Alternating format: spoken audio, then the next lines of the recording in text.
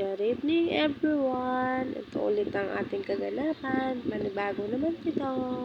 Yan, puro mga butterfly po yan. Ang gaganda nga po kung makikita niyo po sa personal. Ganda po nung pagka-ano nila. Iba-ibang kulay ng butterfly. Yan. Yan po Ginawa po siyang para siyang yung parang base na pang design sa bahay, ganun. Ito, sobrang ganda yun. Ginawa siyang dress. Or, di ko kung dress or palda, ganun. Yan, maganda rin po yan. Ganda nga po nun. Kaso nga lang po, nakakalito nga lang po maghanap-hanap ng mga yan.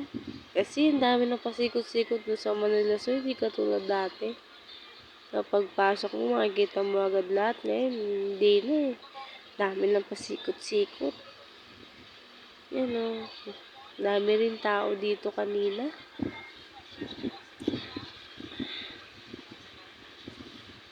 Yan.